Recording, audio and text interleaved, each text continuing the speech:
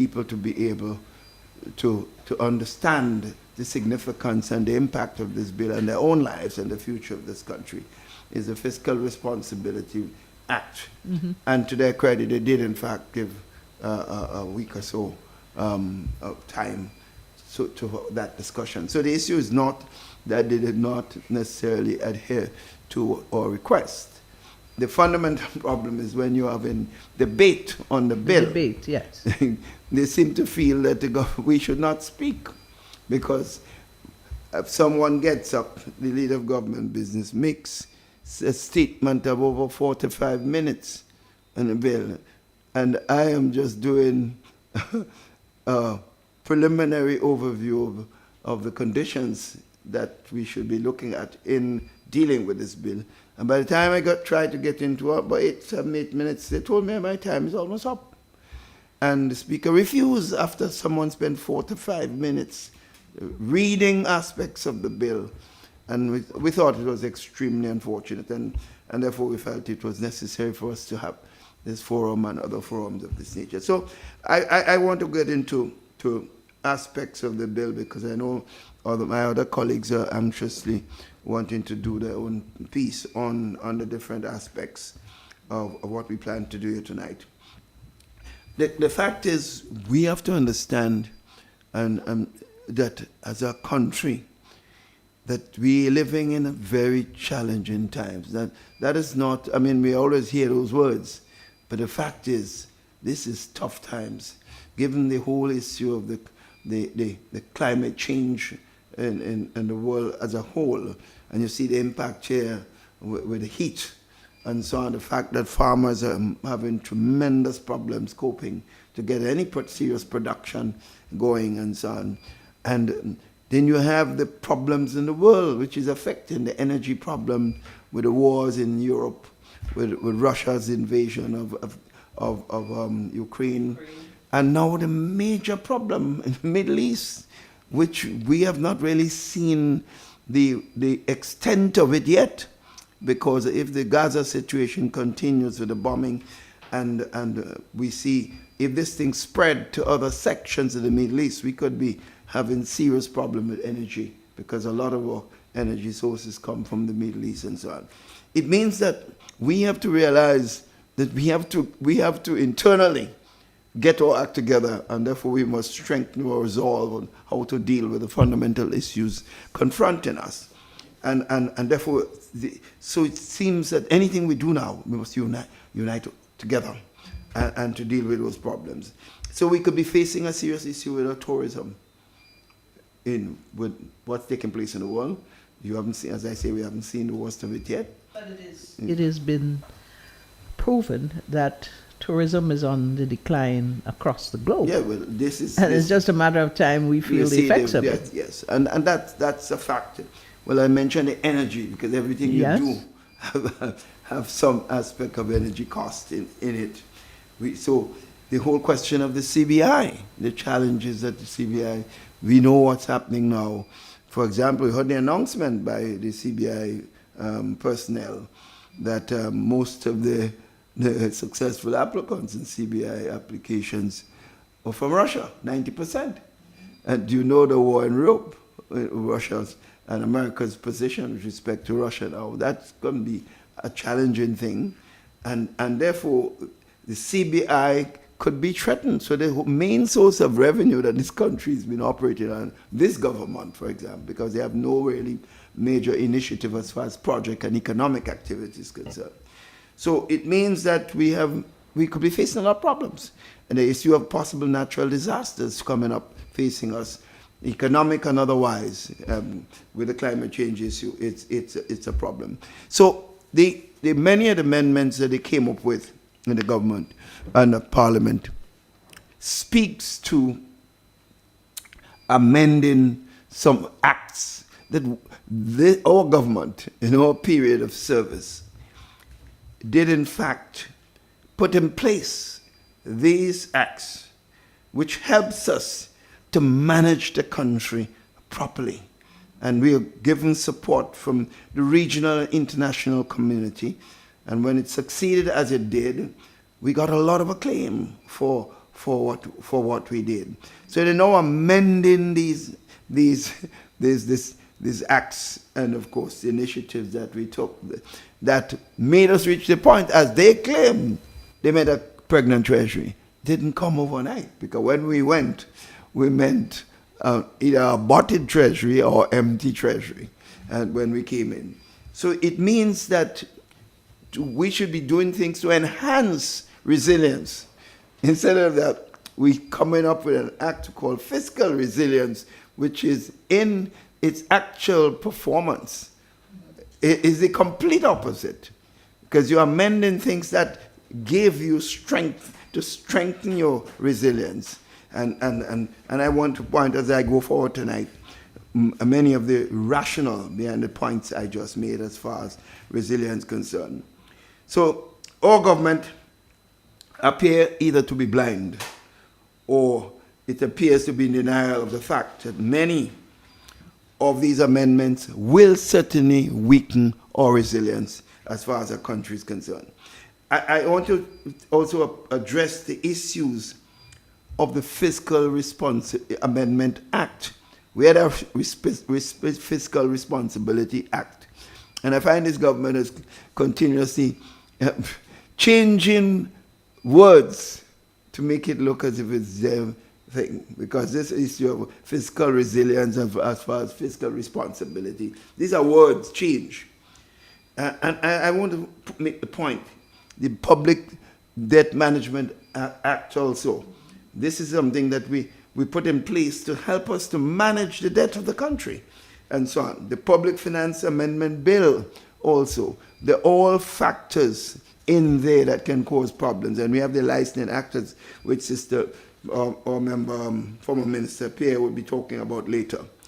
Clause 7 of that proposed bill, that's speaking to my brothers and sisters, seeks to adjust the increase in the wage bill from 9% of GDP to 13%, over 44% increase. And I heard it in Parliament. That this government always believed that you can use words to confuse people. Lawyers have a tendency to feel like they're more guided more strength in words, use of words than anybody else, and telling us that this is necessary and so on. But they're not saying what it does. It does simply this: increase the level of expenditure for recurrent expenditure.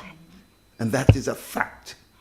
In fact, what it will do is reduce the ability of the government to able to initiate major capital programs, which is a major factor in the creation of jobs and economic activity. So this cannot be seen as anything but not a very good initiative at all.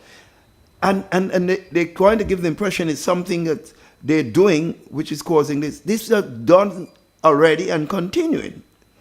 Because of the last budget, we pointed out, if you go back to what I said in last budget, there were over 100 unplumbed plus new persons were added to the government payroll in a time that we told that we should cut back on personnel and so on. These were not, the increases that you see there in finance is not coming for raising public sector salaries, The public workers' salary increased 4%, which is what we offered even before the last government came into office. They are now increasing 44% because they're bringing a number of new personnel to the public service on the payroll, paying people. Many of them are political persons appointed. In many cases, you're not even sure what their functions are. They have so many advisors, so many different titles that you give, and you can't tell what they're doing at all. In fact, the creation of this MIT ministry is a disaster. For many reasons, and I don't like to talk about personnel, so I'm not going to get to the personality issue. But it's clearly an interest to satisfy individuals and hiring more staff in the public service. But what happened to the wages of the workers? Instead of you creating an atmosphere where you could increase the level of resources available to the people already working, would give them incentive to produce more. You're just hiring more people and paying them fat salaries way beyond the salaries of the workers. And another very difficult thing which they did is raising the salaries of ministers and telling you, want to tell you that it's not the salaries they raise. What we say, let's put it that way. You give them more money. You give them $2,000. And want to call it salary, you want to call it traveling. I don't care what number you call it. The fact is, $2,000 more is given from the taxpayers to each minister of government. And that has never happened. Now, if you check this, that increase relative to salaries, not the 4% they give to public servants. So that to me is a serious problem, and we're going to pay heavily for this in the future. So was the purpose of that was to hire a driver and for travel? No, more than that. But I'm not seeing ministers being driven. A lot of them driving themselves. Well, that's another issue. You know, that's another issue. One thing you could show, you see I have a driver. Yes, you do. And I've always done that. No one, I never accepted government resources and then find it that you don't have the personnel. Mm-hmm. The money is spent, but the personnel not being hired. So other people have to address that issue, not me. And I always will continue to warn any member not to proceed in that direction. But I want to point out also, at a recent press conference held by the Prime Minister on the issue of regularization, he lamented the necessity of a functional review to determine the optimal size of the public service before proceeding fully with the promised regularization. And I thought this was very interesting, because before the election, the Public Service Union and others came forward with the need to increase the public service and to increase it, to pay pension and to pay all the different things. We said, look, we are pro-worker. We would like to enhance the salaries and income of workers, because the more they earn, the better for the country, as long as the country could afford it. But as we did point out to them, the country has a responsibility for all sectors. We have the marginalized. We have those people who do normal contract work on the roads and other places. They have to live also. So we must find ways in which we could satisfy every sector. So we want discussion on this matter. And of course, the present government, in campaigning for the election, said that they will take care of everything by the stroke of a pen. And now the language they're using is very similar to the language used by me and the New National Party, pointing out that we must be very careful about bloating the wage bill and creating an issue and question of the public service income to people, and are they not being able to have the room space to invest in developmental activities, which of course create jobs and opportunities in the country. And prior to the structural adjustment program, and that's another issue, remember, when the analysis was done, 70% of the income earned by government went to wages and salaries. Now, any institution that has to create development and is paying 70% of what it earns on salaries, that means you have little or no money for anything else. Mm-hmm. So we went into a structural adjustment program, backed the bullet, so to speak, and had the support of the unions and the business community, the churches, and so on. They all made sacrifices. It was not a sacrifice of the government alone. We led, but the sacrifices were made by all concerned. And we were able to bring it to a point within a few years where we were spending 45% from 70%, 45% of every dollar were now being spent on wages and salary. So that left 55% to do many other things. Of course, the more you can bring it down, the better. But you have to be careful as far as that's concerned. So the question one has to ask regarding several of the amendments that is the implications it have for recurrent expenditures and for revenue, because that is where the argument should go. So whatever you do is not the niceties of the statements that you make, but what does it achieve in terms of giving you the room space to do the things that have to take the country to another level. And the government has several things that it has to do. Capital expenditure, it has to spend money on social services. It has to spend money on critical housing activities and so on. So all these are responsibilities of the government. And therefore, healthcare is always an issue for every government in every country. And that requires continual expenditure of resources and so on. So it means that the government has to have the room space. We were creating the room space. We were not a perfect government. Clearly there were mistakes. But people could have seen that we are moving in the right direction and so on.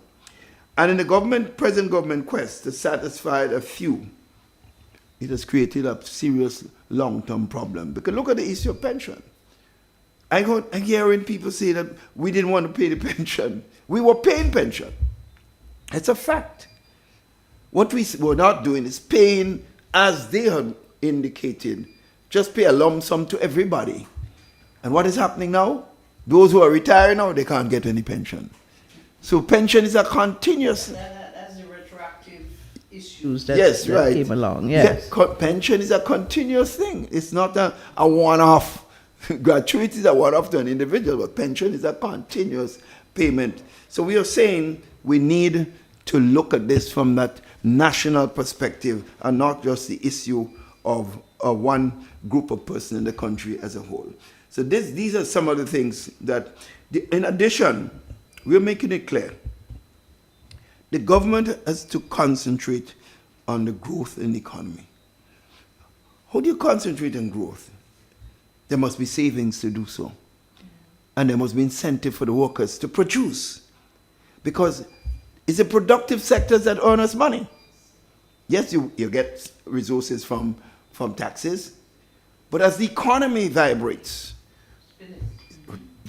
we get more activities, and with that system in place, as people spend, as people do things, government collects, assuming, of course, the efficiency of your taxation system in place.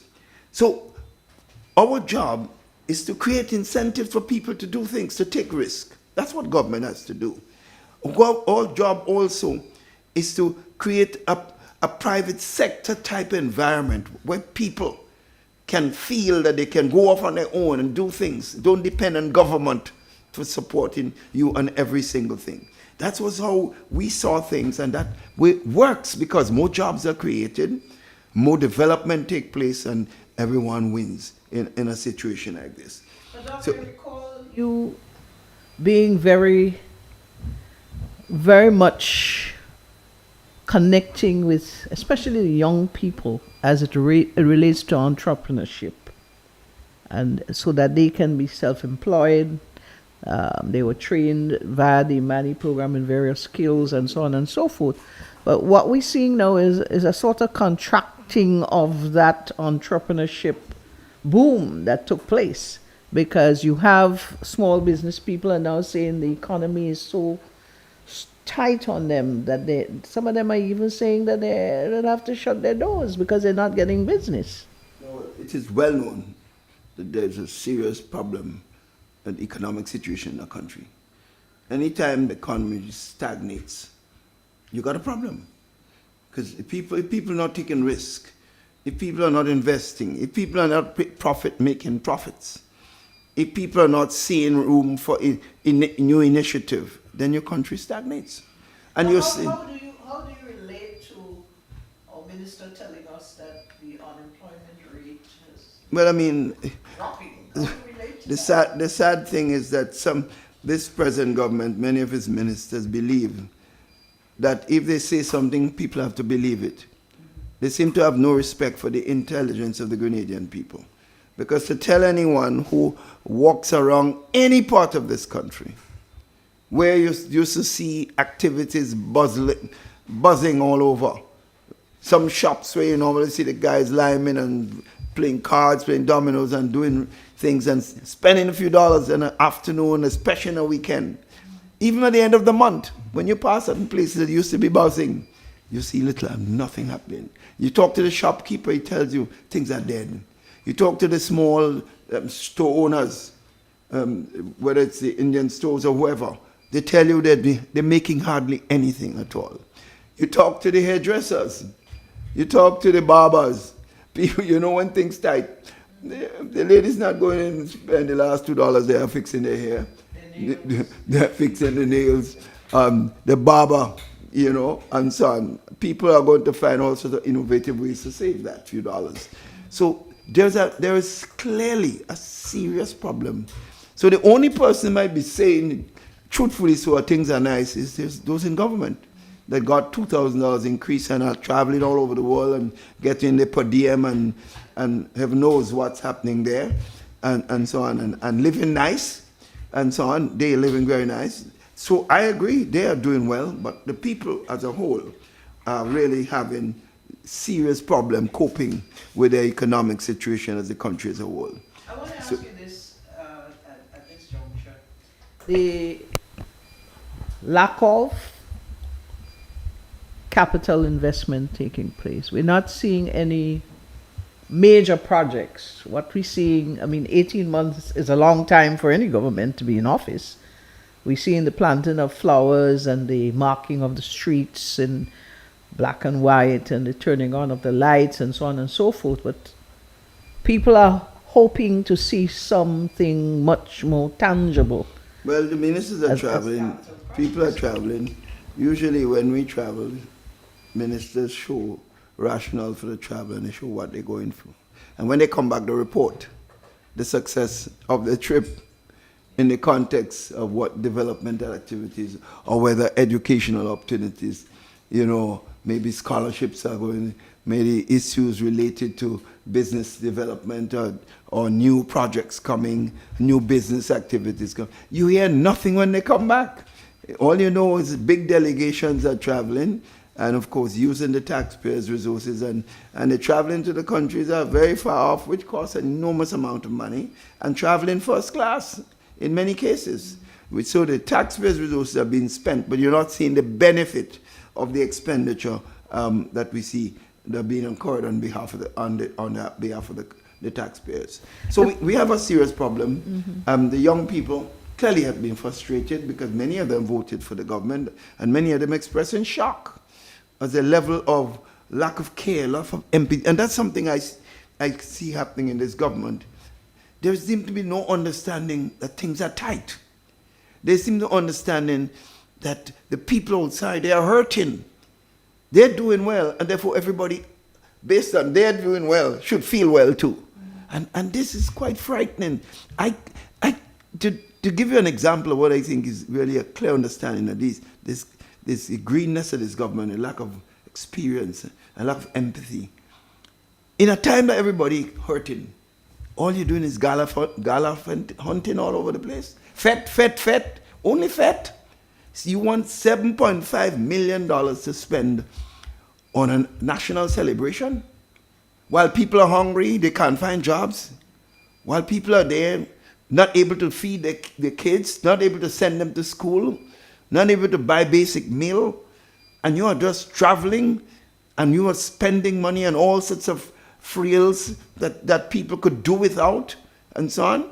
As I mentioned, it's all well and good to have a national celebration for 50th anniversary. You know, it's good. 50th, it's a good time to celebrate. But $7.5 million for this? And you can't even tell me what the expenditure is? You don't know? And you're spending my money, not yours? No, I think I think the country is being taken for a ride, and I think the guys have to understand. Something about this Fiscal Responsibility Act is it seemed to want to indicate that the debt portfolio of the country was never properly calculated in its true sense. I see things where they're talking about the debt of the statutory bodies and other government organizations that seem not to have been included as part of that debt. This is nonsense. The guys, as I said, there's a level of ignorance. These people have no training. They have no, and most of them have no understanding of government. They have never been there. So even when people tell them something, they misinterpret what people are saying to them. They don't understand it, and then they're mounting off what I consider a lot of time, a lot of garbage. I mean, this is crazy stuff. We have had studies after studies. Their own government, NDC 2008, 2013, entered arrangement with the international community and had studies done on the whole question of debt, the whole question of the size of the public service, the whole question of management of the public service. The Department of Public Administration initiative wasn't created during my time in government. I inherited it from the National Democratic Congress government of 2008, 2013. So you hear things of what people had never spent a day inside the public service, don't know anything about, even finance, basically they don't understand. And they're talking and mouthing off a lot of things which I consider not correct. So I, for example, when you hear statements, I heard a minister stand up in Parliament and tell the nation that there have been no negotiation or agreement for 2,000 houses from the Chinese. No, I mean, I couldn't. This is the most ridiculous stupidity that I've heard for a long time. For someone to stand up, I stopped standing up again because after a time you get tired. And tell the nation such a blatant lie. And tell the nation also that you have no information on oil and gas.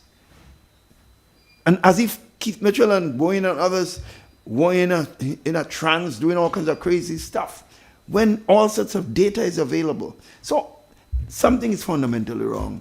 And as I said to the people, I say, I hope and pray that this guy's settle down, because I think clearly this country is heading in serious trouble. What my worry is, before I conclude, because my sister ready to do their presentation also, I would have other things to say later as we go forward. I cannot understand, I cannot believe that what we're seeing today as government, the things that we're seeing, that no one is saying to each other, let's sit down and take a rain check over what is going on. They seem not to understand the level of disenchantment taking place in the country. I don't know what it takes to say to them, guys, you are in trouble politically and otherwise. And that's where I am. So, my friends, I would stop here for the time being. I have a number of other issues I'd like to raise, but so I think my colleagues, if Kate, you want to go next, or Sister Emlyn, or don't know which one. We have Honorable Kate Lewis Peters. Good evening, Madam, and how are you this evening? Hi, good evening, Shama. Good evening, Doc, and our political leader, opposition leader, and also my colleague, Emlyn Pear, all our viewers and listeners. It is indeed a pleasure to be on this program here tonight as we continue to enlighten the nation on the issues that we are faced with as members of parliament, and also to bring the concerns that we receive on a daily basis from constituents to bring it to foot so the people of the country could be aware as to what is really happening. So it is indeed a pleasure, and good night to all. I'm very happy to be in your company as well. And I know that you have been championing the cause or causes of people. Specifically, I recall you dealing with the equity matter in recent times in Parliament. And I'm sure that is of a concern to a lot of our people out there, understanding the whole aspect of equity and yes. how it is used. Yes, I really spoke on the issue of access to the low-income houses, to the low-income earners, who these houses were really meant for. And I will not delve deep into it because I know Sister Emlyn Pear has to speak on it in further detail.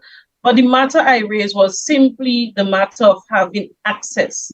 And while the government speak about giving you the opportunity to earn equity, you cannot have equity without access. So before before you can gain any equity from owning a property, you must be able to access it. And that's the point I was making. Very good. And another point I want to raise here as it relates to equity. Yes, I have been a business student and business teacher. I'm qualified in my master's in business management from SGU. And the fact is, I understand what equity is, but I know you cannot go to the bank and tell the bank you're going to pay your monthly bills or mortgage with equity. I know that. What you have to show to the bank that you have the ability to make those monthly payments via an income. Right. So we ask you to continue. We know that you have a few matters you want to raise for us this evening. We have listeners on various radio stations, on social media, in the diaspora, very much engaged tonight in this particular public engagement. So the floor is yours, my dear. Thank you again.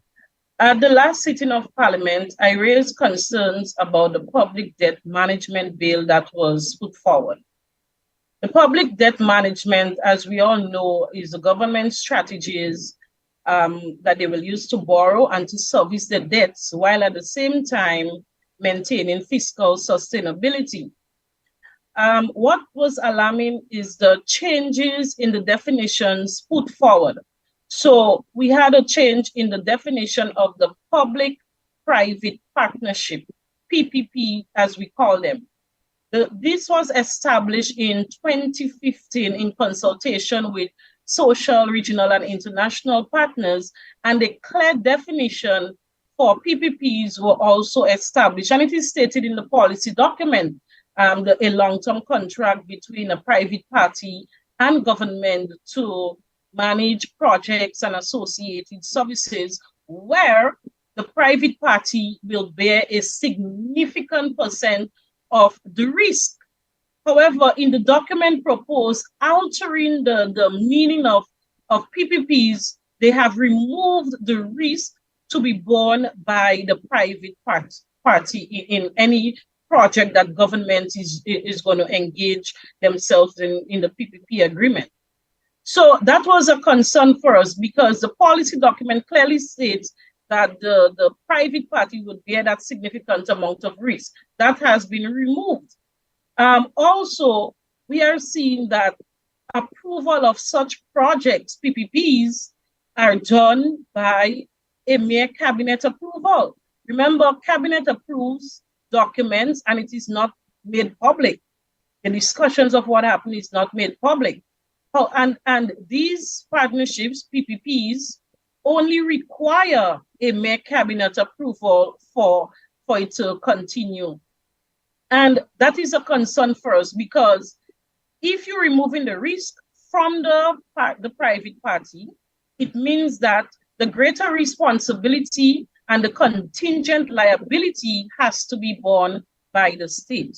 If the state has to be responsible for debts that may occur, then that should require, let's say, a parliamentary approval that can be debated in the where the public can have that type of information. So these were the concerns we raised as it relates to the public debt management bill and altering the definitions, removing the risk from the private party and putting greater risk on the government or the states.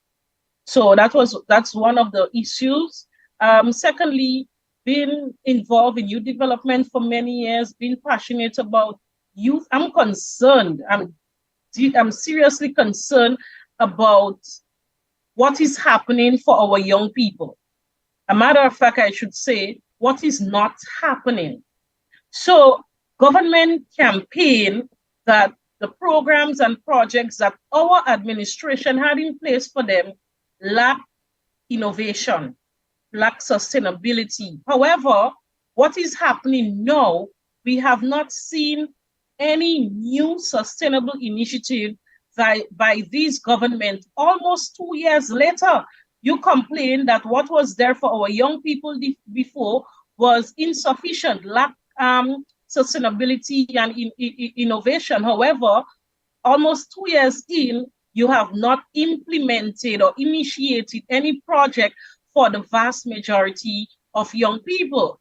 Yet, members of the government is claiming that unemployment has been reduced in 1 year by over 50%. And if you really go down on the ground, you would realize that this is just not possible.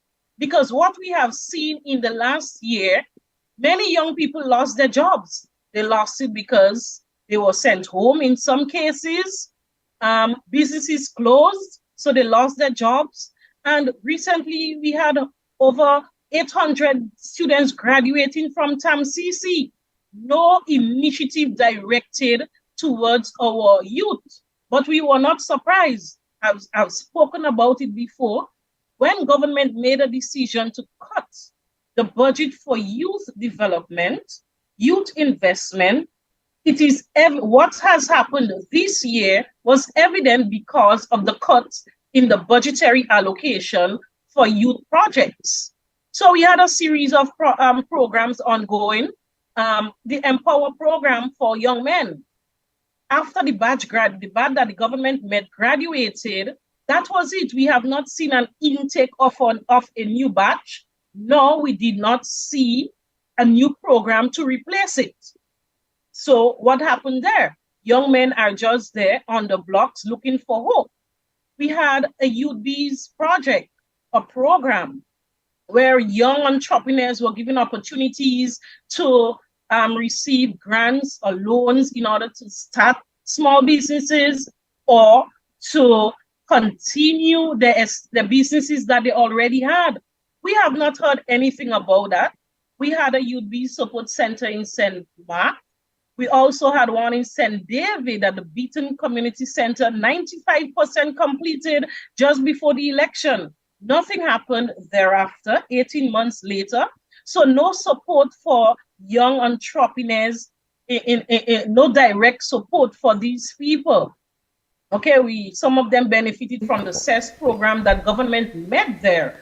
Okay, and Project Fly, after the batch completed, graduated, not a new project. This was a community-oriented project to give young people the opportunity to learn and develop skills at the civic level within their communities. Nothing has happened. Well, we know about the So, if I may, are you hearing me? Are you hearing me? Yes. Yes. Yes. I am. A lot of information, pertinent information, but I want to ask you your opinion. What do you think, or why it is that it is so difficult to generate meaningful project for the young people? Is it a question of lack of creativity, innovation, lack of funding, lack of insight, foresight? What is your opinion there?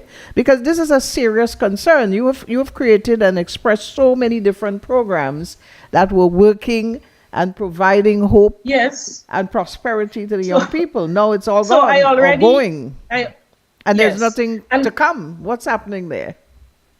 Well, I already mentioned, first of all, the decision by government to cut the budgetary allocation for youth means that youth was not the priority in this budget cycle. So as a result of low funding towards youth investment programs, that was one of the major initiatives. Then we have the people who are leading the work in the youth department has never been engaged in youth development programs and projects before. So they are not, and I just have to say that maybe they don't understand what youth development and youth investment requires. So what you're seeing is some mere one-day workshops, and so nothing sustainable for the young people. That is very concerning, because I mentioned to Dr. Mitchell earlier on that I noticed that some of the entrepreneurs who would have passed through some of the projects that you just mentioned there seem to be closing business. Well, they will close because even after government provided support in our time, we continue to look after them to ensure that they can continue to operate successfully, because it is difficult for them to do it by themselves. And we understand as government, it is your responsibility, because if these youth entrepreneurs, their businesses are thriving, economic activities, it will bolster as well. And that did not happen with this government. They are not putting any significant resources in youth entrepreneurship program. I'm not even sure if the youth small business program within the ministry still exists. I'm not sure. I haven't heard about it. I want to thank you for keeping us up to date on what is happening with our young people. They are the future, and we must ensure that they are treated accordingly. They are the ones that are going to rule this country eventually, Dr. Mitchell. They are the ones that are going to look after you and me when we get older. And the future of our country lies in the hands of our young people. Any other comments or information you'd like to impart tonight? Or you? No, I just wanted to quickly mention some issues relating to the constituency as well, while I have the opportunity to do so. I remember the last time I was on a forum of this nature, I spoke about the long delay, the haltage and delay with the Simon Cultural Center. This project has always been dear to my heart, dear to the heart of the residents and, of course, the constituents of St. Andrew Northeast. We understand how this project is going to bring a lot of benefits, both direct and indirect. So we were really not happy when government halted the project. But I must say, I've seen work have restarted and the project is ongoing. So I'm happy. I'm very happy to see that, because we have worked hard to get to the point where the project got off the ground. So I'm happy to see such a project continue. However, we also had some small community infrastructural projects geared towards enhancing the communities, whether it was a drain, it was a back wall, it was 100 feet of road, 200 feet of road, that really enhanced communities and at the same time giving some temporary employment. We are not seeing that happening, and I've engaged the road officers, and they themselves are not even sure what is happening. They are not involved in the process, but we see one or two, it's very scanty.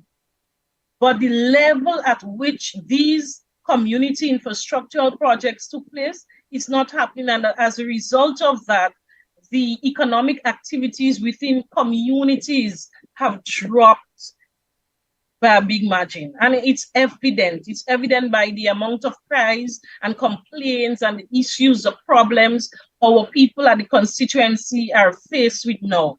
And St. Andrew Northeast, it's a constituency that I was born and raised in, and I'm passionate about what happens in its development. And that is why in this political process now, to ensure that the constituency can benefit, I'm deeply concerned that the constituents don't have access to government services with the fact that there is no government office within the constituency that they can go to get support.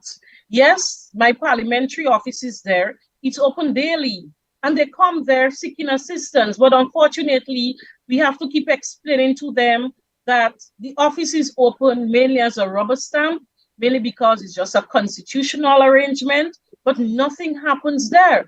And then there is no one to turn to, because there is no government person within that constituency that they can really bring their complaints to, try to get some government services. And, these are the issues that I feel so sad that the constituents of St. Andrew Northeast have to go through. Well, I would say maybe you need to move to St. George South, and you get all those things happening for you.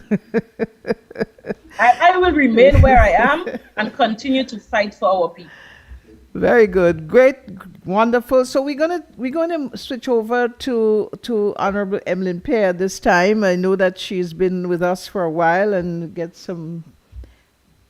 Good evening, Madame Pear, and how are you this evening? Good evening Very to green. you. You had me laughing there. Why would MP Lewis want to move to the South? Good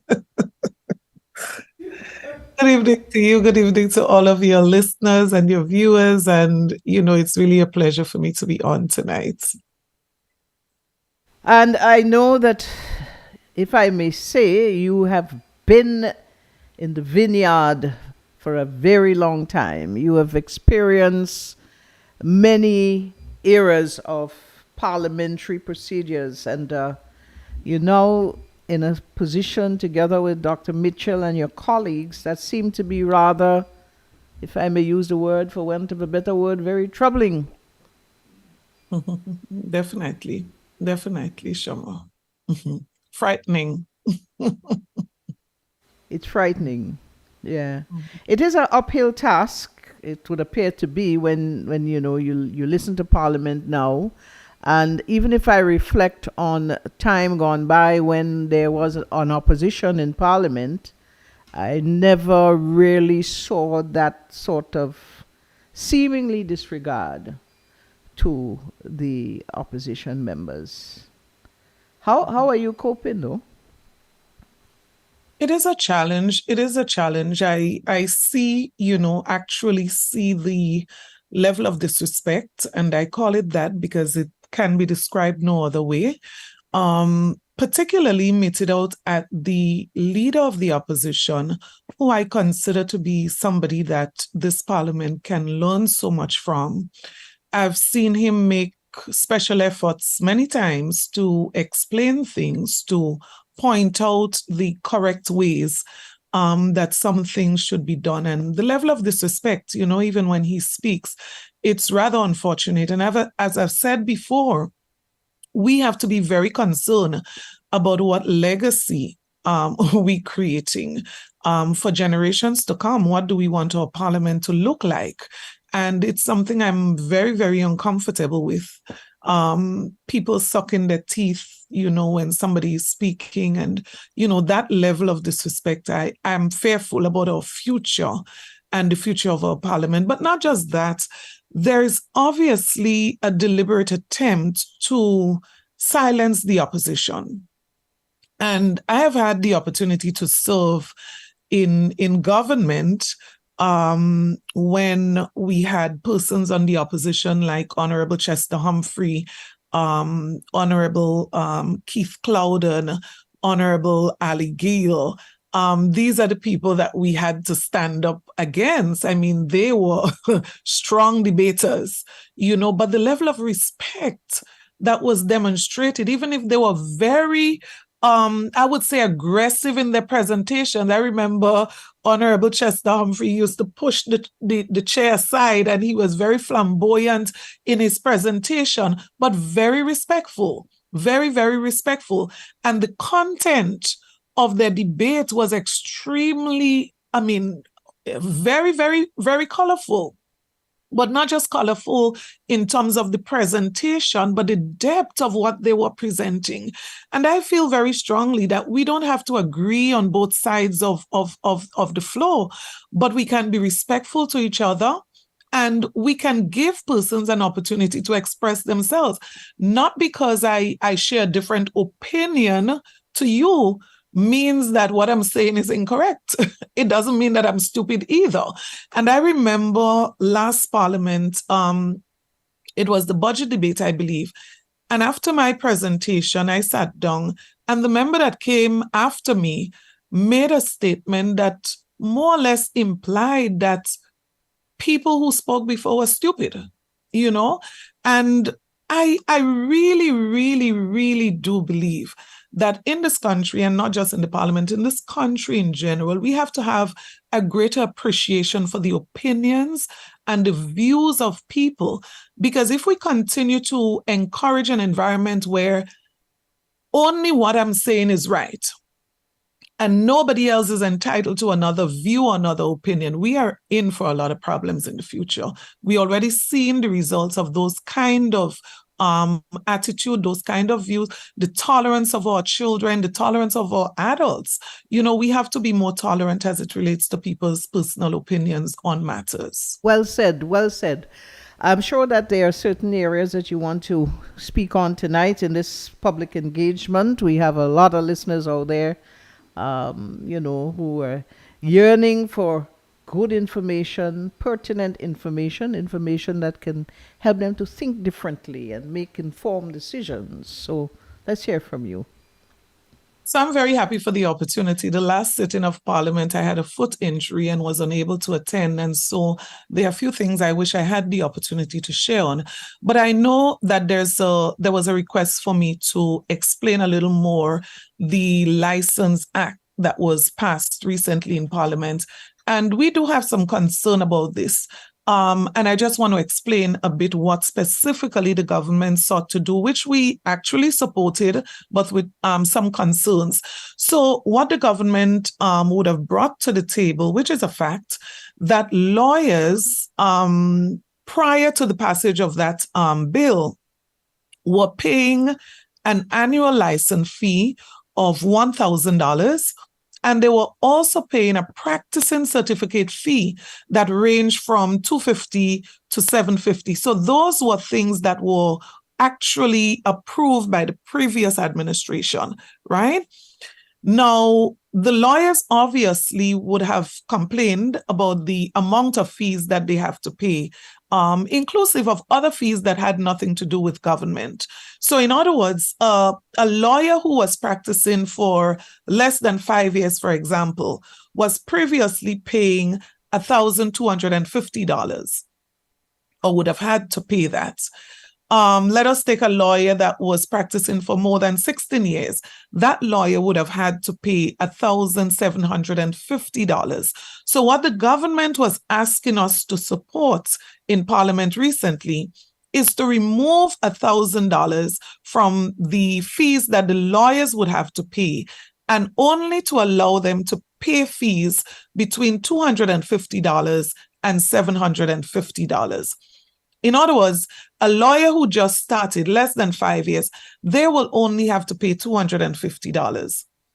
And a lawyer who has been practicing for over 16 years would only now have to pay $750. Now, as we said, and I believe I was the main speaker on the opposition team on this particular subject, as we said, and we continue to say, we have no objection to this. We have absolutely no objection to the government reducing the fees of lawyers. But our concern is that the piece of legislation where you remove that $1,000, there are other people there, right, who you could have paid some attention to. You could have looked into their situation at the same time. And as I believe the leader of the opposition said at one point, you don't want to send a message and to leave a perception that you're only concerned about the lawyers, because the Attorney General is a lawyer in the upper house, and you also have the Prime Minister, who is also a lawyer. So to avoid that perception as well, you want to probably generalize it a little more. So let's do the lawyers, but let us also look at some other people. So for example, in that same piece of legislation, you have accountants who are paying annual license fees of $1,000. You have building contractors paying $720. You have doctors paying $1,000. You have real estate persons paying $5,000. So let us just use, for argument's sake, a real estate agent who is just getting into business. And as I speak, I can think of somebody who is just establishing their private real estate business. Now, what the law requires that person to pay is $5,000. This person is just setting up shop. This person, I would assume, is just taking a loan from the bank to establish a company to provide this service. Now, I would think that just as we took care of the lawyers to say, if you just start less than $5,000, you can just pay $250. If you're there more than 16 years, you're only going to pay $750. I would have loved to see the same measure of consideration be given to other persons that were captured under the annual license fees, right? So that is one aspect of the concern and one area that we advise the government that some consideration should be given. But I believe the aspect of this that concerns us most, and I feel very strongly about this because I do have a number of persons in my constituency, and I'm positive every single constituency would have persons like these who fall under what was passed some months ago, the Allied Health Care Workers Act, or something to that effect, the actual name, the official name. But of course, the act primarily covers the expectations for persons who are considered allied healthcare workers. Now, who are these people? The coverage would have been broadened. So you capture in there body piercing artists, barbers, athletic trainers, personal trainers. Nowadays, we are a lot into that. Cosmetologists, hairdressers, makeup artists, manicurists, massage therapists, all of these people, the people who are into spas and beauty and all of that. It also includes speech and language therapists. So quite a broad, and these are just a couple examples of the very common ones. Now, these people are now required to pay a registration fee. They are now required to be licensed according to the law. Now, we are saying, just as you picked out our lawyers, our dear lawyers, because we do have lawyers who are just starting, lawyers who are just setting up, lawyers who need consideration. But just as you did to them, we are saying these hairdressers, some of whom, if you call them right now, they would tell you they did not make $1 today, right? These people, at the end of this month, will be now required to come up with a registration fee, right? For the application and the processing, they have to pay $105. And then they have to pay $300 for licensing to cover a 3-year period. Now, we are saying, as small as some people may consider this to be, it is a major challenge for this category of workers. But not only that, you're not just asking them to pay your license fee, pay your application fee. There are a number of things that they have to get. They have to get notarized copies, medical certificate, police records, a number of things, inclusive indemnity coverage, which is not necessarily offered here in Grenada. I believe the closest might be Trinidad. And you are talking about nothing less than $1,000. So I don't have to ask you, Shoma. I know that there are many persons who are struggling in this industry who will not be able to meet this requirement. And guess what the law says? If you're unable to meet this requirement, you will now be committing an offense, a summary offense, and you are liable to conviction, to a fine not exceeding $250,000. And you are also liable. You could be sent to prison for a term not exceeding 5 years. So you must be registered. And I'm saying, I am certain for a fact that most of these people, by the end of November, would find it a major challenge. Now, some people are fearful. They have children, they have families, they don't want to go to prison. They don't want to have to pay $250,000. So some of them might bend backwards, right? Bend over, find ways to get it, to loan it, to what have you. But to what extent are you further putting them in an economically worse position, right? And we are talking about times that are just not normal. The economic situation out there, unlike what some people are trying to convince themselves of, it is tough. So I was in Grenville today, and at midday, in one of the major stores in Grenville, they reported not one sale for the day, right? But not just store owners are complaining, ordinary people. People are telling you that they have to skip their medication, right? I think we should check the medical centers, the hospital. What are people coming in saying as it relates to high blood pressure, right? So you have cases, for example, where a high blood pressure tablet, which was $3 in June 2022, right now is almost $7. And I'm not telling you what I think or what I'm guessing. I'm telling you what I know, that there are people that I know personally who cannot afford to buy a month's supply.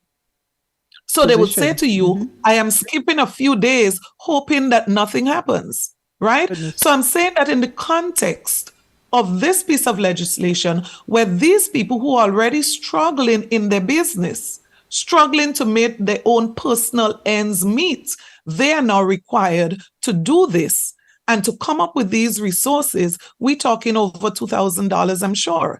And we are saying that same consideration, please, we are begging, extend it to them. To them as well. But this has been an ongoing issue with the allied workers for a very long time. Is it that nobody's paying attention or listening to their cries and their plight? Well, we made an intervention on behalf of this group of people. Some of them were also very vocal. And what the government did was to kick the can down the road. So they would have extended, lengthened the period, I believe a month or two. And what we are saying is that doesn't solve the problem. So oftentimes they say, well, make a recommendation. Okay, so we've made recommendations. We've said, reduce it, right? Maybe remove something, or you can be kind enough as you've extended the same courtesies to other members of even the parliament on the government side, make resources available through the Grenada Development Bank so that these people can actually access the resources. So you can probably give them a part of the amount as a grant. There's so many different things that we can do to accommodate. It's all about wanting to help people of that ilk who depend self-employed in small industry to make the difference.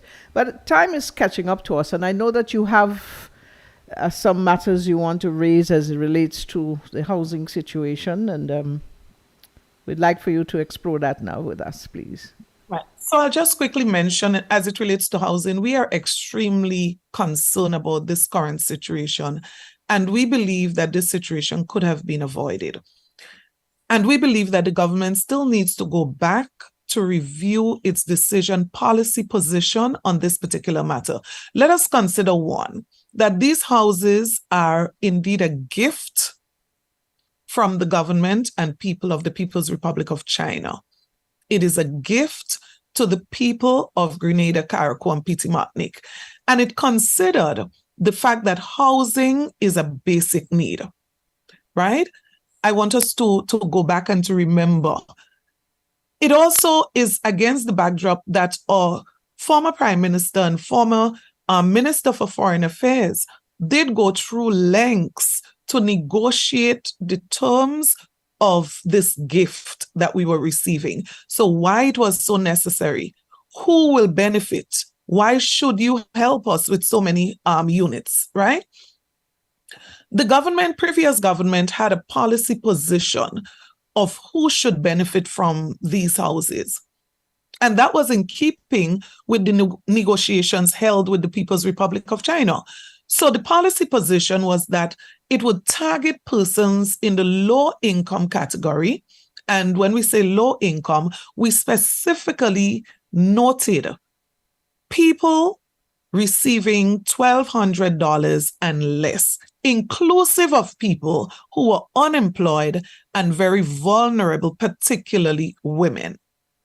So that was the target group. It didn't mean that somebody making $2,000 would definitely not qualify, because there are other circumstances, other criteria. But the target were people in that lower income bracket. So it had to consider that if you're making $1,000 per month, that based on your expenses, the amount of room that you have to wiggle in terms of paying anything at all will be limited. But note, I go back to the first point I made, that this was a gift from the People's Republic of China for people in Grenada who would not normally be able to acquire a home through the regular means that most people do it.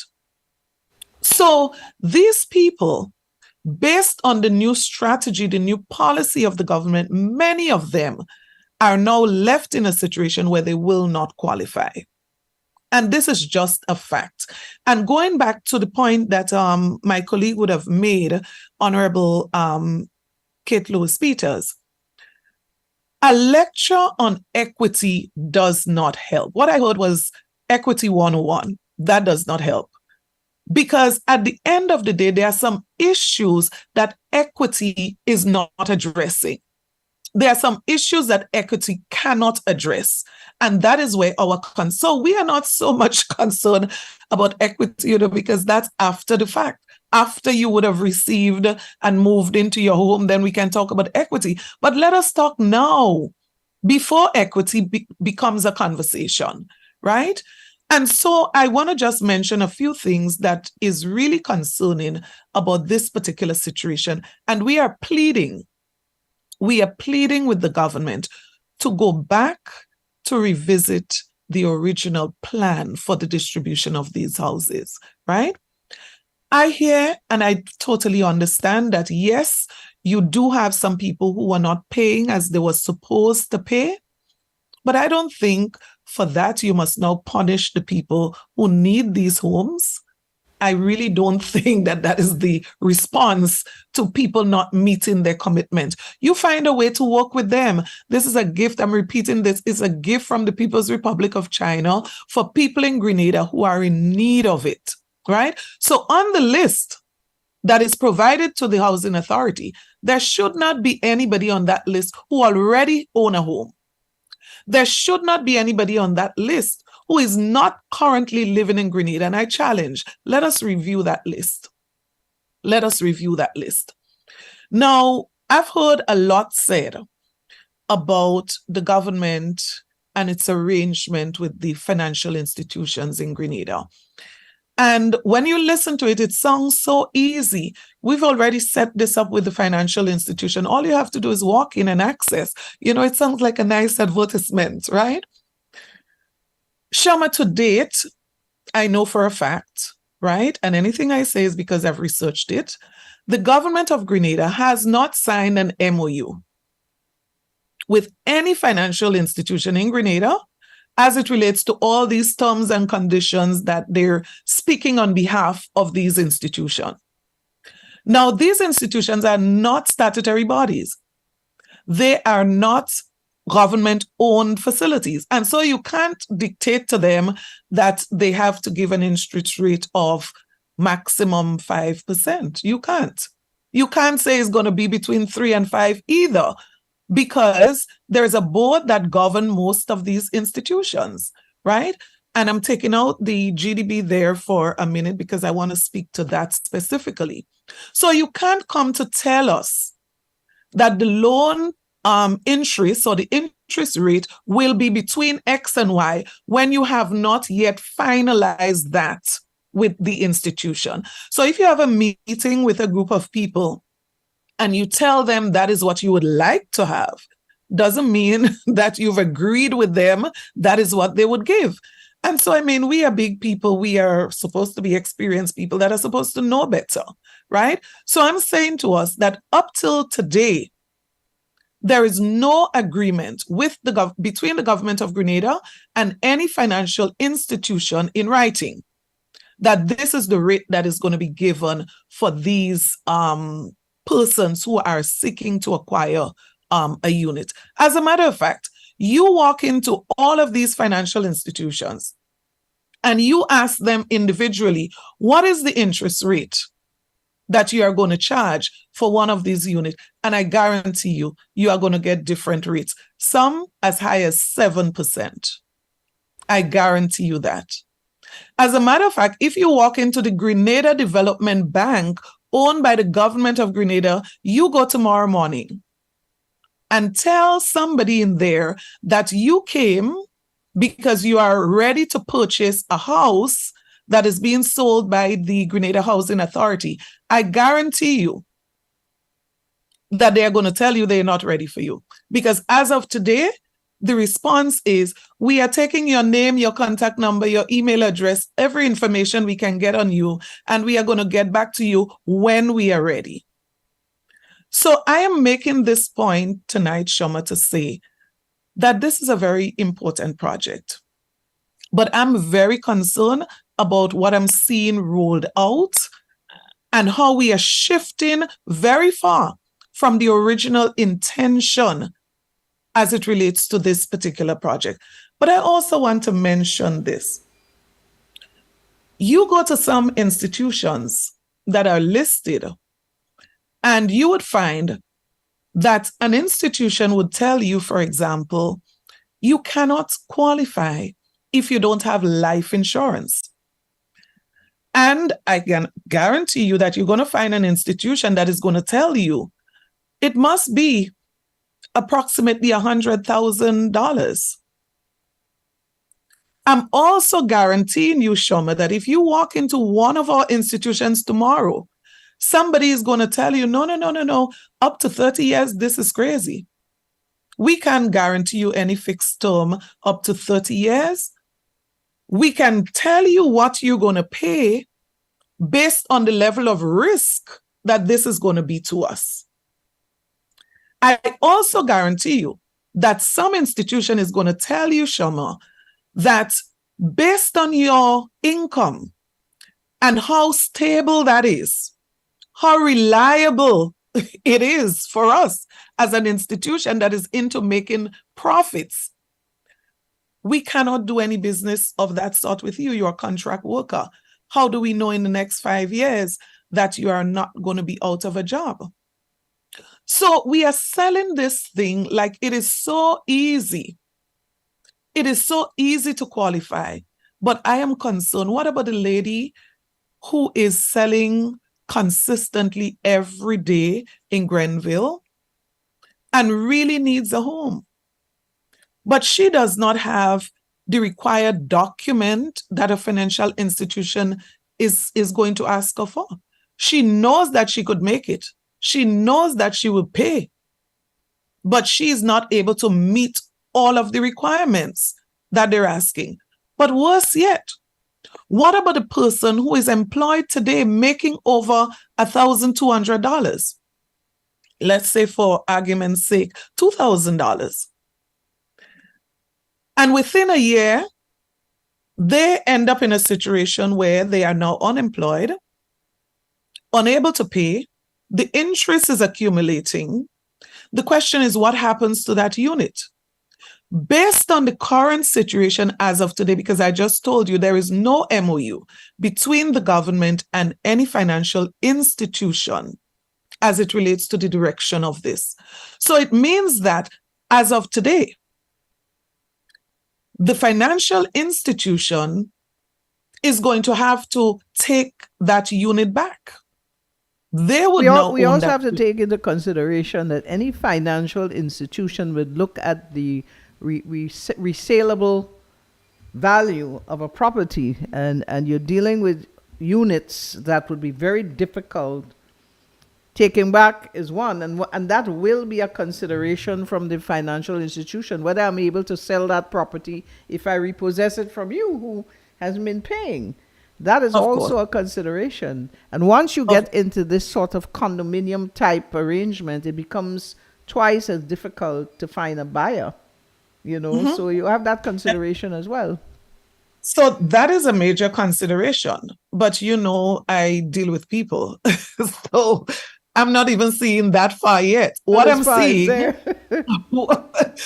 I'm seeing immediately is a family who will now be on the street. Is the government going to now say to us that any person who defaults and has a good reason, they cannot meet the commitment, just lost a spouse, lost a job, takes another year to get a job? What exactly is going to happen?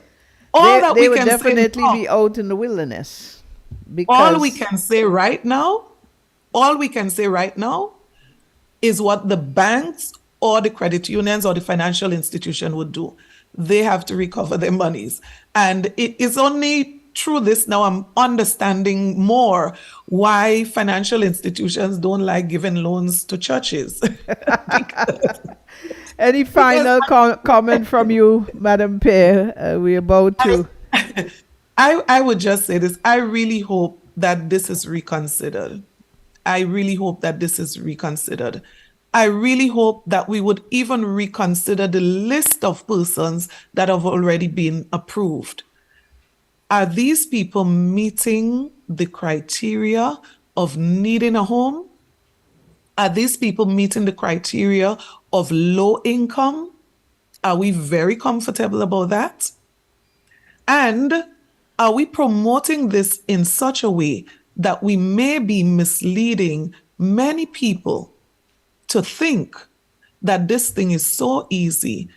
The government gives me an offer letter, I go in and I come out with a Smiling. unit.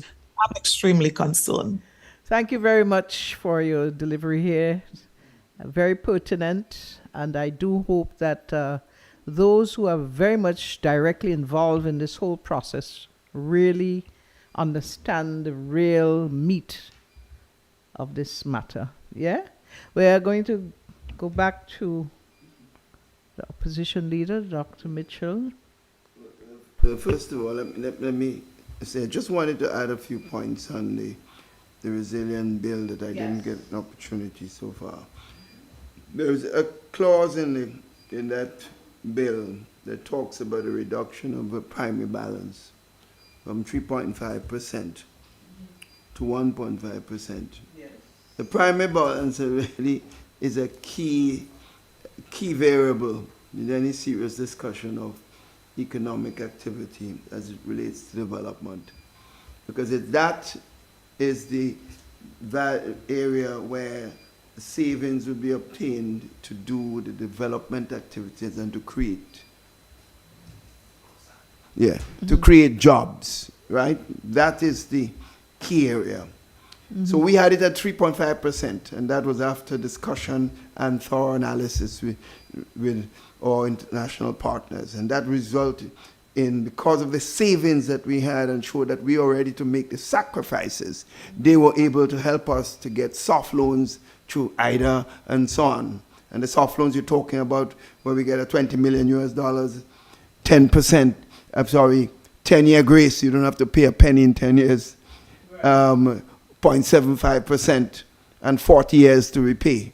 Almost you could say grant money. So they have now reduced it to 1.5%. Now that can be an element of increasing resilience in the country. That clearly is a reduction in resilience. So the whole definition of this act has been badly badly designed, in so it says. The other issue was one key barometer in economic activity as related to countries' management is the question of the debt to GDP ratio. In 2013, it was 108% when we got into office. 108%. That means the debt we owe is bigger than the GDP that we earn, right? Because over 100%. With serious structural adjustment, tightening of our belts, and so on.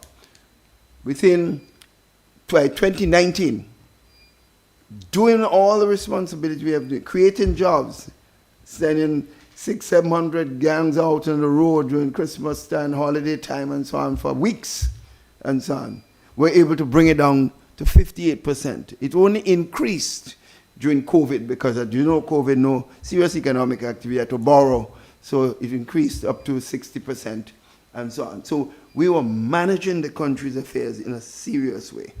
So the other major issue is before that parliament, when the Resilient Bill came in,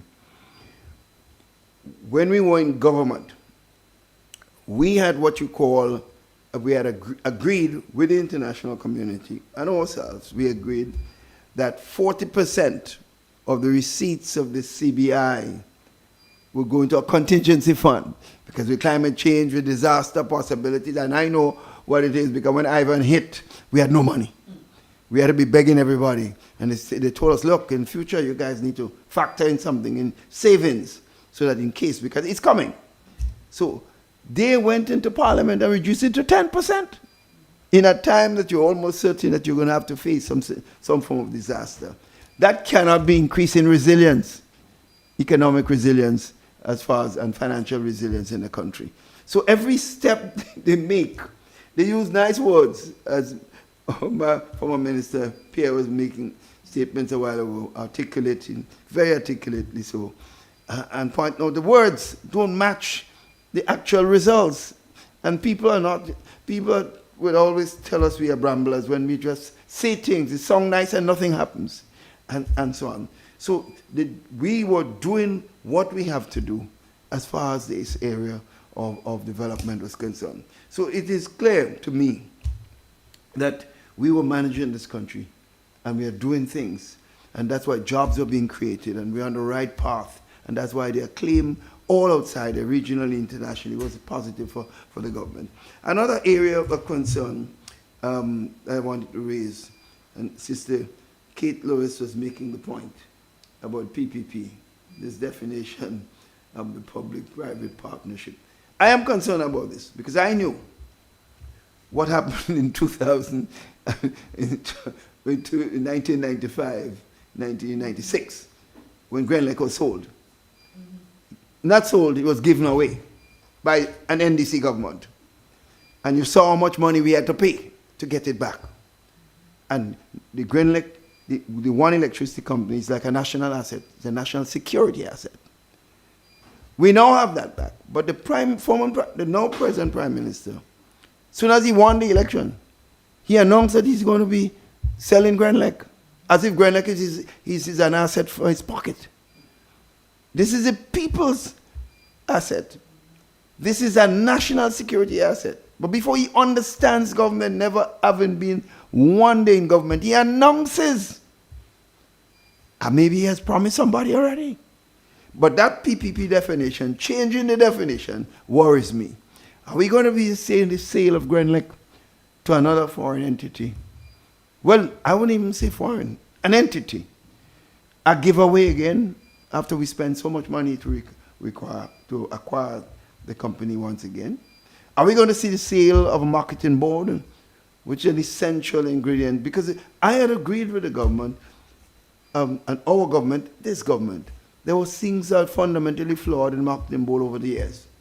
So there needed to be some serious restructuring and changes, but not to close it down because it's an essential item in the development of the farming and agricultural community. So I'm very concerned. Just for the benefit of the listeners, it is said that the government in the PPP arrangement will absorb risk 100%. Come on, you're going to give a man a major asset and you taking all the risk. Well, I mean, Dummy James alone won't do that. I don't think Dummy James is going to be accepting that. So I don't understand it. I can't understand how you can make a statement like this. And I don't know if they understand the actual meaning of that statement. So it worries me again of this. But one final point I want to make before we get a chance to close off. There was a clause, I think clause 14 in the item, talked about a confidentiality clause, where requiring public servants to sign an oath of confidence. Almost implying that you are watching everybody and what they say, what they do, and so on. The question, why is this government so consumed with confidentiality? When we were in government, some of them were the same people encouraging public servants to give them all kinds of information.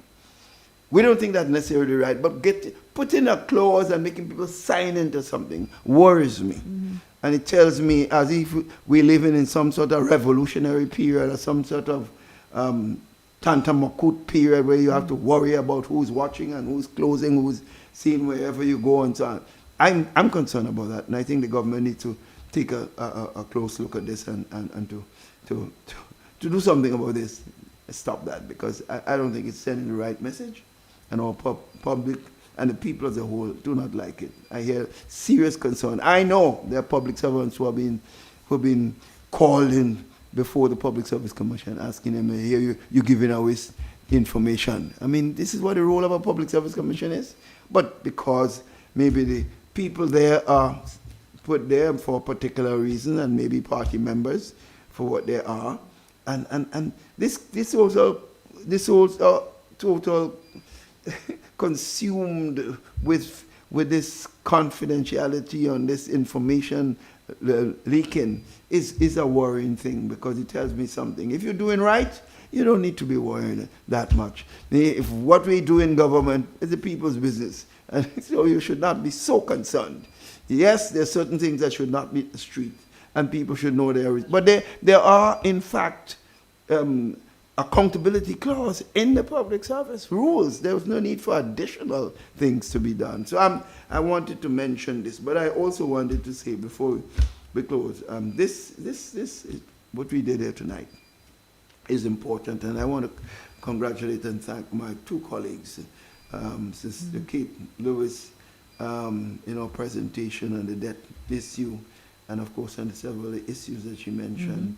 I think was very useful for the public to hear, and Emlyn, as usual, very articulate in the whole question of the Licensing Act, and giving rationale why we should be looking at several other groups of persons, and of course the housing issue, which is so fundamental in going forward. And I just want to say this: I don't understand how anyone could be living in this country and not very worried that every sector of the society is hurting. I have never seen that in my 40-odd years of being in government operations, where you talk to a taxi man, he's bawling. You talk to a bus driver, he's bawling. You talk to a vendor selling on the road side, trying little stuff, is bawling. I was driving through a village today, and I was stopped at a farmer. He stopped me, he said, look, stop. I have some tomatoes, they're burning, come and have a few. Because it can't be no sale. Bad sale. No sale. He said, after the first period I've been in farming, that I have not made any money at all. So farmers bawling, right? The public servants are bawling. The teachers in the schools talking about the school feeding program. The mess is being created, the fact that they do not get enough resources to be able to feed the children who come into school hungry. The businessmen, the small businessmen, some of them are closing. Some of them are sending own staff. You're talking about employment? A lot of the people, some of them pay the staff small amount of money, but they're sending home people. So you have a serious issue of confidence, a serious issue of economic depression in the country. And the government answer is that let's go to London for another gala. Let's go to Miami for another gala. Let's go to Toronto for another gala. Fet, lime, have the fun while people are hurting. That is the government we have in the country at this time. Well, let's wrap up. We're going to just ask both sure. Kate Lewis for a brief final comment that you would like to hear from you at this time. At this time to encourage all of our young people to keep hope alive, to trust themselves and do what is necessary to empower themselves at this time, since they seem to be forgotten by the government. I want to ask the government to increase its budgetary allocation as they are preparing for the new budgetary cycle, giving young people a priority, and also to fulfill the promises that they made in the campaign to our young people. The constituents of St. Andrew Northeast, I just want to let them know that I will continue to stand by them and with them and advocate on their behalf. Good night, everyone. It was indeed a pleasure joining you here this evening. Thank you very much. And of course, we move to Honorable Emlyn Pear, Member of Parliament as well, for a final comment. So I just want to use this closing to quickly bring to attention a great concern of mine as the parliamentary rep for St. Andrews Southeast. And of course, that has to do with the St. Andrews Anglican Primary School. As you know, Shama, recently there was a fire, I believe it was the 13th of October, Since then, I've been in very close communication with the leadership of the school, as well as the school community, the teachers, the parents, and so on. And I'm very concerned, having listened to the Ministry of Education, having visited myself, and having listened to the key stakeholders in this situation. Two things. Now, the students where they are currently located. So I visited and spoke to the grade 6 students today at the Grenville Home Economic and Woodwork Center. Now, this is not ideal, but of course, we understand the existing situation. But I want us to consider what is happening where you have, for example, a sister in the town of Grenville and you have a brother in Progress Park. I want us to understand how this is challenging our parents out there. But not only that, having spoken to the teachers myself, I want to beg of the Ministry of Education and I want to beg of the Grenada Union of Teachers to meet with the teachers of the St. Andrews Anglican Primary School and to hear them out about the plan for relocating the staff and students. I think what is happening, in my opinion, is something that is not thoroughly thought out and something that is going to make the situation worse. I heard the minister made mention that the day after the fire, that he saw some teachers, they were traumatized. Well, I want to say to the minister tonight, I believe the teachers are far more traumatized about the plan that is rolling out right now. I'm convinced about that. I really want to appeal that what is rolling out right now, without the support of parents, without the support of teachers, I really want to encourage that we go back to the drawing board.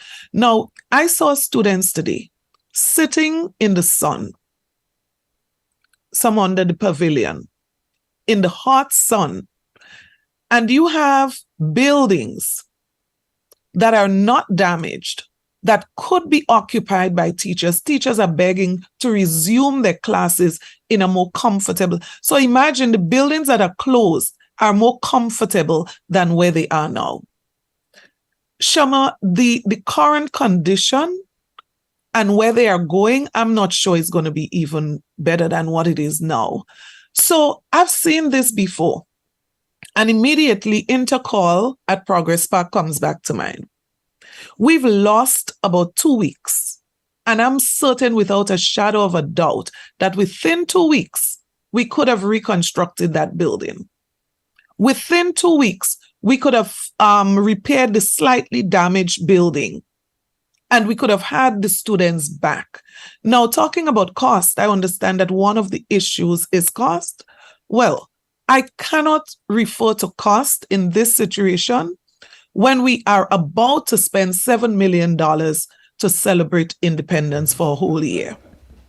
I cannot speak about cost for the comfort of these people when there are so many other things, including traveling, that we have given priority as it relates to spending. So I'm begging, I'm pleading on behalf of the teachers, on behalf of the parents, on behalf of the students. Let us reconsider the plan for movement of the staff and students of St. Andrews Anglican Primary School. And of course, I'm going to steal an additional minute to just say this. I saw an article in recent times indicating that very soon I would no longer be in the parliament because I've taken up a position and I would not be able to miss 3 parliament sittings. I just want to reassure the people of St. Andrews Southeast of this. Whatever I do in opposition, whatever I do in this period of opposition, nothing, absolutely nothing would include abdicating my responsibility to represent you. That's where I end tonight. So I have no intention of leaving the parliament of the country in this term in opposition. I believe now more than ever, the people of Grenada, Carriacou, and Petite Martinique need an opposition, and I'm humbly available to be part of this. Well, you've heard it straight from the beautiful horse's mouth tonight. She's there for you. Thank you very much, Honorable Emlyn Pear and Honorable Kate Lewis Peters. I, of course, give the final word to Dr. Mitchell, the leader of the opposition. Of course, very, very happy with the proceedings tonight and the fact we have an interface with the people as a whole. And to say to them, we've decided that we are coming to meet you in the streets of the country, in the villages, with meetings, aggressive meetings in the next several weeks and months ahead, telling you and putting forward the plans of the program of the new National Party, the way forward, how we'll rescue this country from what's taking place. And so be aware that we're coming. This is the start of the process of the communication between the opposition and the people of the country. So thank you again, Chairman. Thank you for listeners for your being with us this evening. Thank you. Thank you very much, Dr. Mitchell, the leader of the opposition. That is His Majesty's opposition. And we want to thank you, the viewers and listeners, wherever you are, on radio, on social media, in the diaspora. This is just the beginning of things to come, and we will be gracing your presence very soon again in this participatory manner. Thank you once again.